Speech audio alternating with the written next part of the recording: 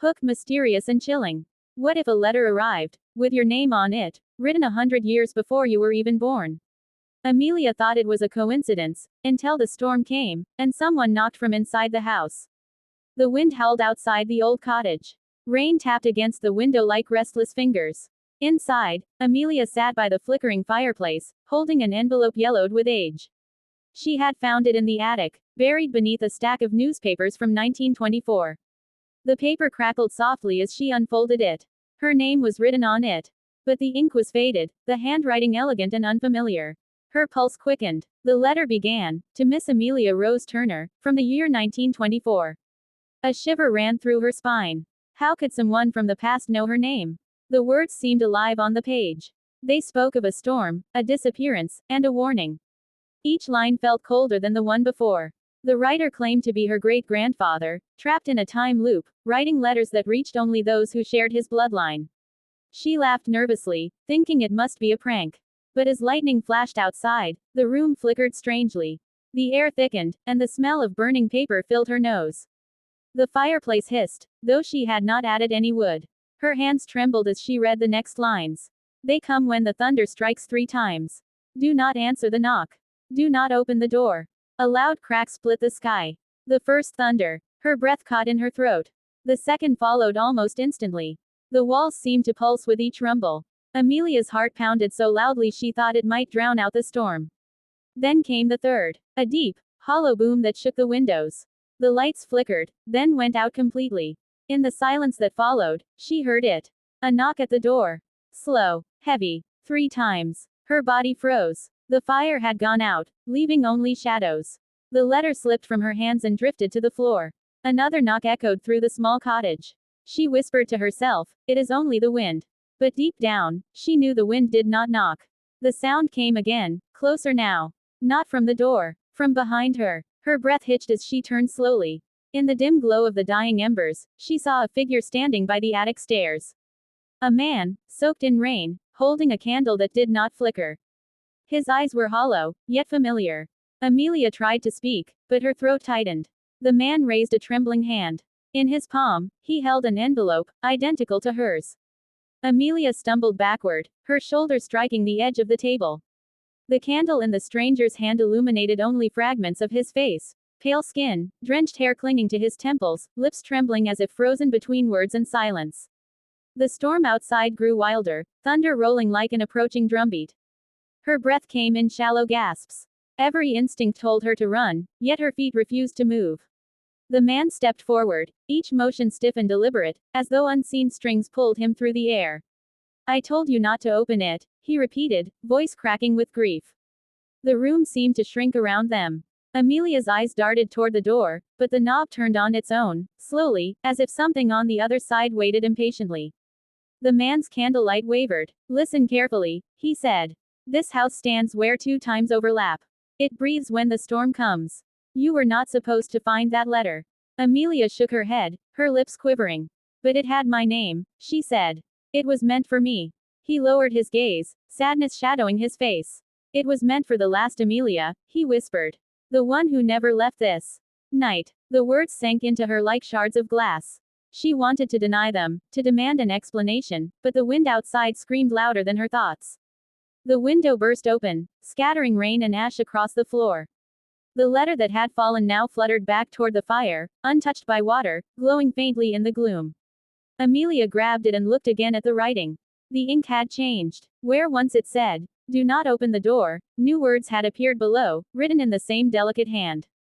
"They are already inside." Her throat closed. She turned toward the man, but he was gone. Only the faint shimmer of candle wax remained on the wooden floorboards, trailing toward the attic steps. Something moved above. Slow, dragging footsteps. Wood creaked beneath the weight of something, or someone, that did not belong to this world. She clutched the letter to her chest and forced herself toward the staircase. "Grandfather," she whispered, though she had no reason to believe he was still there. The air grew colder as she climbed. Each step felt heavier, as if the air itself resisted her movement. The attic door was open. Inside, the storm's light illuminated a row of dusty trunks and a large mirror leaning against the far wall. The glass shimmered faintly, though no light touched it directly. Amelia approached, her reflection rippling like water. In the mirror, she saw not her face but a different version of the room, brighter, untouched by decay, as though time had turned backward. And standing there, within the reflection, was the man again.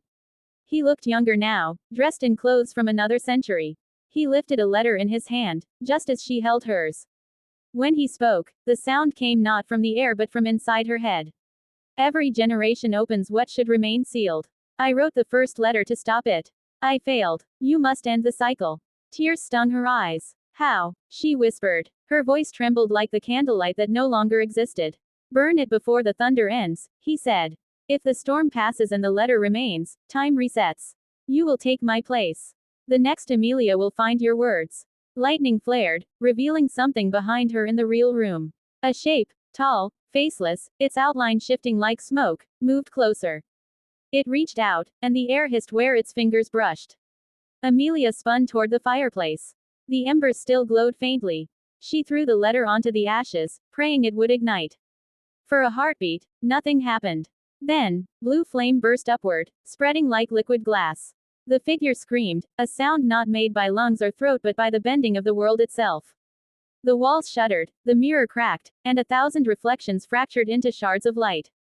Amelia fell to her knees as heat surrounded her. She felt the ground tilt, as though the cottage floated between two moments in time. Every sound stretched, slowed, and folded inward. Through the roar of fire and storm, she heard his voice one last time. You did what I could not. The mirror's pieces rose into the air, glowing, swirling around her like dying stars. Then, silence. When she opened her eyes, the storm was gone. Morning light seeped through the windows. The cottage looked different. The air smelled new, clean, untouched by age or decay. Amelia stood slowly, her knees weak. The fireplace was empty, not a trace of ash or burnt paper remained. On the table lay a fresh envelope, crisp and white, with her name written in the same familiar hand. Her breath caught. She reached out, hesitated, then lifted the letter. The seal was unbroken, but the wax was warm, as if just pressed. Her fingers shook as she opened it. Inside was a single line written in dark ink. The storm always returns. Outside, far in the distance, thunder rolled once more. A single drop of rain struck the window. And then another. The light flickered. Somewhere deep within the house, something moved, soft, deliberate, waiting. The air thickened again, heavy with the same electric dread. Amelia stepped backward, clutching the new letter. Her eyes darted toward the mirror, now mended and whole again. Her reflection stared back, perfectly still. Then, without her moving, it smiled. Her heartbeat thundered in her ears. The reflection's hand lifted slowly, pressing against the glass from the inside. The surface rippled like water, and her own hand began to rise against her will. No, she whispered, struggling to pull back, but the glass pulled harder. Her fingertips brushed the cold surface. A jolt of energy surged through her, freezing her breath. The reflection leaned closer, its smile stretching unnaturally wide. In its eyes, lightning flickered, not from outside, but from within. Her scream echoed through both worlds at once, shattering the fragile silence between time. When the storm ended, the cottage was empty again. On the floor, where she once stood, lay 2 letters, one old, one new, each bearing the same name. And in the mirror, a faint silhouette lingered. A woman, watching, waiting for the next thunder to call her back. The morning sun rose slowly over the horizon, painting the sky in soft strokes of gold and silver. The storm had finally passed. The old cottage stood quiet, its walls damp, its silence deep and strange. Amelia awoke on the wooden floor, the faint scent of rain still clinging to the air. Her head throbbed, and for a moment, she could not remember how she had fallen asleep there. The fire had long gone cold, but a beam of sunlight touched the mirror across the room. She stood, unsteady, brushing the dust from her hands. The mirror was no longer cracked, no longer rippling with shadows. It was simply a mirror, still, clear, and silent. Her reflection looked tired but alive. There was color in her cheeks, warmth in her breath. For the first time in hours, or perhaps years, Amelia felt present, grounded, and real. On the table lay the envelope. It was blank now. No name, no ink, no warning, only a piece of paper, empty and harmless. She stepped outside, into the bright, washed morning. The air smelled of wet grass and new beginnings. Birds sang cautiously from the trees, as if testing the peace after chaos. The world seemed untouched by the terror of the night. She turned to look at the cottage one last time. Its windows glimmered in the sun.